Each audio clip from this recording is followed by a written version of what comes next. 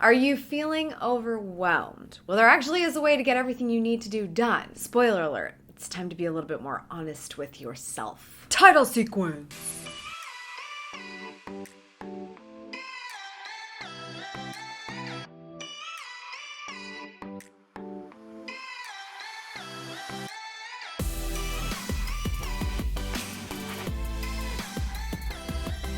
Good morning, good life. Welcome back to Amy TV, where we come together to help you go after the life you want. Today we're talking about how to get everything done. How does everybody stay so productive? How are they getting everything done? Especially when you know nobody's to-do list ever seems to end. It's never ending. It's constantly growing. Does it ever feel like it gets done? No. But it is actually possible to get everything done. And I want to share some tips that I've learned in my own life about being the best version of myself while being very productive and feeling like I actually put a dent in that to-do list. If you're into productivity videos and making sure that you're going after the life you want, make sure you subscribe to this channel and help us get to 1 million subscribers. 1 million. If you have already subscribed, I appreciate you for being a part of our squad of people who are going after the life that they want. We're trying to get to 1 million, so yeah, let's do it. This episode of Amy TV is also sponsored by our dear friends at Blue Apron. And when I say dear friends, I'm talking about this is literally food that I order on a weekly basis. It's absolutely one of the ways that I get everything done because I have to feed myself and my husband, and Blue Apron helps me to make it happen. Blue Apron allows you to skip meal planning and grocery shopping, which is everything I need in my life. Get exciting recipes and quality ingredients delivered right to your door and in a refrigerated box. You can even create a personalized plan that works with your ever-changing diet, whether you are plant-forward, vegetarian, carb-conscious, Mediterranean, or Weight Watchers approved with 500 calorie or less meal options. Blue Apron sends you perfectly portioned ingredients to minimize food waste in your kitchen, and prices start as low as $7.49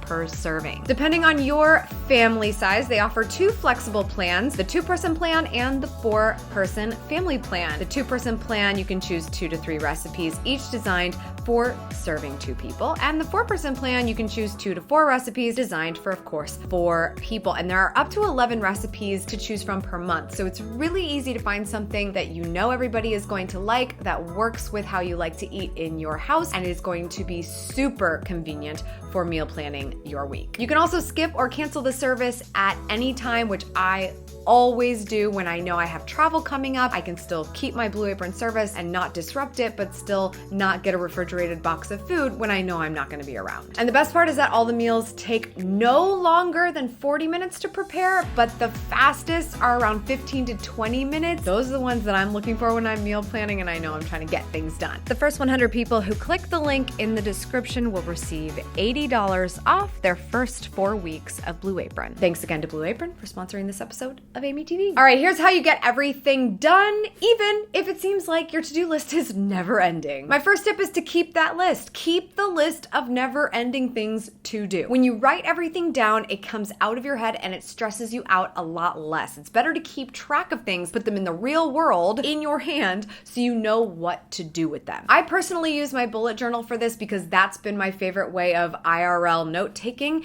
and it's bullet points, so I can check something off if it's done, or I can decide how I want to deal with it otherwise. This is less of a to-do list treatment, and you're actually taking what was the to-do list and turning it into a brain dump. When you look at something like a brain dump rather than a to-do list, you're more likely to be fair to yourself and say, okay, well, there are probably things on here I want to do, but do they need to get done? Are they the most important thing, or are they just something I don't want to forget that could potentially happen? When you do that, you're definitely going to program your brain a little bit to be nicer to you when all of those things don't necessarily happen. And yes, the name of this video is Get Everything Done, but that is the differentiation here. Not everything in the world is something you have to do, but everything that is important to your life is something that you have to do. Differentiating between the two means having a brain dump. Now that you've got that resource center of all the things in the world that you can come up with, you want to use the Ivy Lee method. This is something that I've been using for a couple of years now because I found that my to-do lists were getting long and my calendar was getting full. So in order to be able to still attack the things that were important to me the next day, I needed to be able to focus on a small list. The Ivy Lee method is 6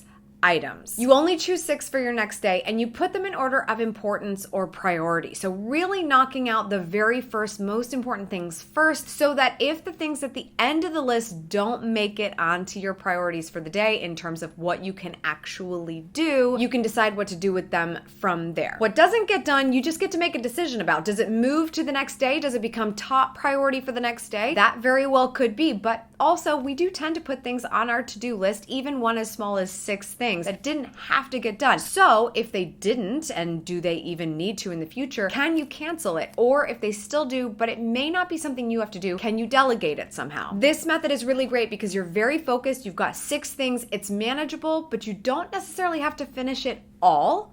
Probably. And now you can really assess, how do you get the help that you need to be able to stay efficient with what you need to get done.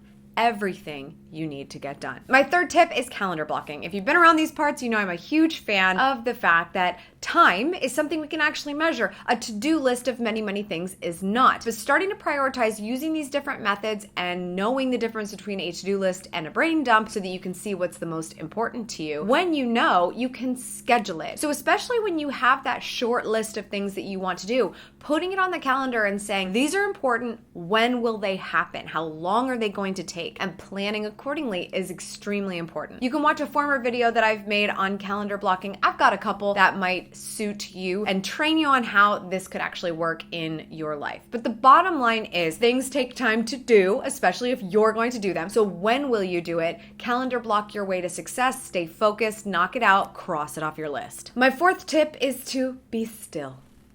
What sense does that make, right? Well, I recently interviewed one of my favorite philosophy teachers, Ryan Holiday, and we talked about the importance of stillness. He is the author of Stillness is the Key, and it turns out that the more clarity and stillness that you have, the more productive that you are. It's very easy for all of us to busy ourselves and say, we've got to do 50 million things, but it's funny when you take a moment to really feel the clarity you need to know if something's actually important. And there might actually be a reflective way to be doing things so that you are not thinking of a million other things while you're trying to accomplish something. That multitasking does not work. And also make sure that you're not wasting time on something that doesn't need to be on your plate. So you can focus on everything that needs to get done and not the things that don't. Check out that video and definitely pick up a copy of his book for more details on how stillness can make you more productive. Number 5, ask for help. This is my biggest weakness on the face of planet Earth. But you know what? It's amazing when you figure out how to do it. People actually do genuinely want to help other people. It's the darndest thing. And when you ask for help, when you show a little bit of vulnerability or just the fact that you're okay with knowing you can't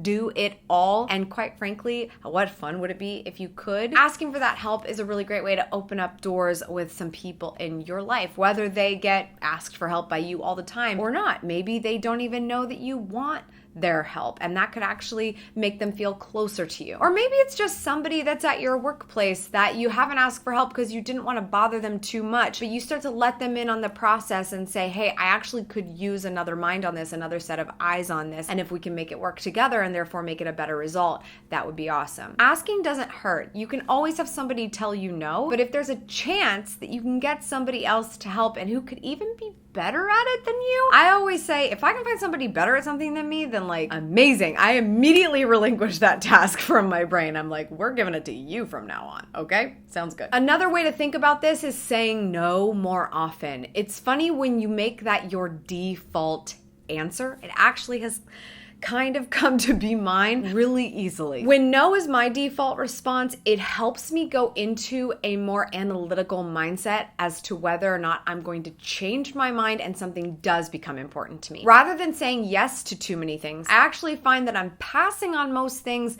but I can usually change my mind later. It's funny how many things don't actually need a yes at that very, very moment that we too often give a yes to. And by saying no, we give ourselves a chance to rethink it if it's actually going to become important to us. I mostly find that I tell people no and I completely forget that they asked me in the first place. It's the easiest way to wipe that slate clean, keep your brain really clear on what's important to you, and best of all, figure out where to ask for help, because the things you're saying yes to actually matter where you would want to ask for help. When you are saying yes to things that you don't care about and you start asking people for help with those things that you did not care about, you feel guilty because you are asking somebody to do something that you're not really willing to do. I don't like to ask people to do things that I'm not willing to do. I think there are things that I'm willing to do but I can't do. That's a totally different situation. But it's funny when you distinguish that in your brain, because it makes you think, okay, well, if I'm gonna have to be asking for help for this, if I'm not gonna be able to do it on my own, I better be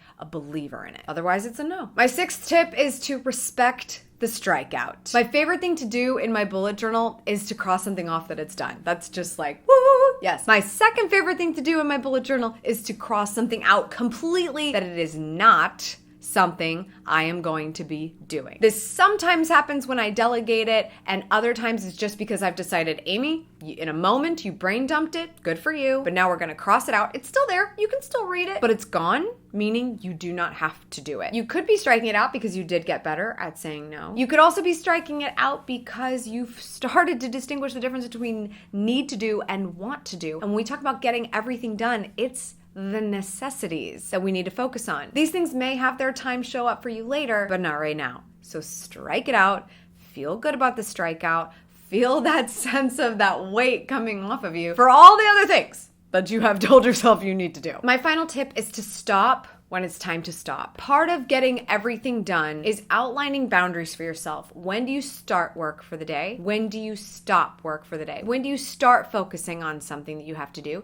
And when do you stop? We usually take as much time as we've given ourselves to do something to get those things done. We fill that time right up, which is why calendar blocking can be very useful. But also, if you're not paying a lot of attention, you might actually take less time to do something than you outline, which is how your calendar blocking gets better over time. But if you're like me and working from home allows there to be a lot of room for error on the work-life balance front, then you might not tell yourself it's time to stop working until 8 p.m. and then it's so late and you got to get ready for bed really soon. And that's not cool. You should still have those boundaries in place so that even if you're overwhelmed, even if you have a million things going on, even if you're only on item number 4 of your Ivy Lee list, you tell yourself when you're gonna shut down from making your brain go through these processes. You have to allow yourself a little bit of stillness, very much so time to rehabilitate yourself, your mind, your body, your soul, your appetite, everything. Take a break. If you think you're gonna work through lunch, it's not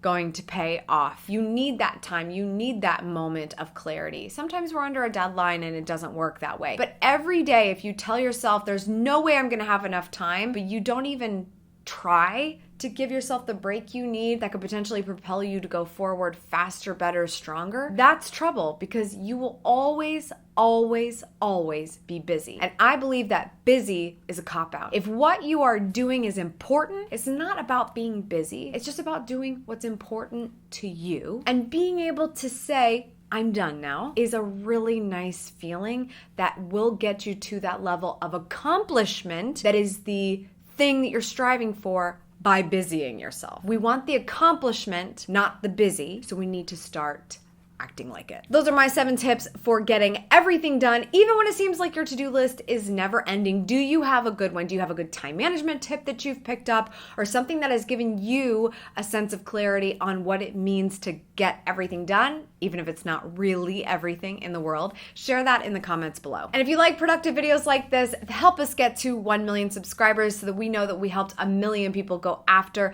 the life that they want. We appreciate your time and attention here at Amy TV, and that is just one way that you can help to pay us back. Don't forget to check off dinner on your list this week. The link for Blue Apron and that special deal will be in the description below. Check it out. That's all for today. Thank you so much for tuning in. I appreciate it as always. Make sure you subscribe for good vibes, kiss the ones you love, and go after the life you want. Cheers. Have you heard the news? Good Morning, Good Life is an Amazon bestseller. Thousands have already joined the movement and are starting each day on their terms. So if you're finally ready to do the same and go after the life you want, take your pick. The book is now available on Kindle, paperback, and Audible. More details can be found at goodmorninggoodlife.com. Hello. Sorry, there's like a horrible sound outside and I had to film my last 3 videos ever today, but can't reschedule it. Sorry, life goes on. Title sequence! I just hit myself in the face. There comes the sound again. I'm gonna wait for that bus.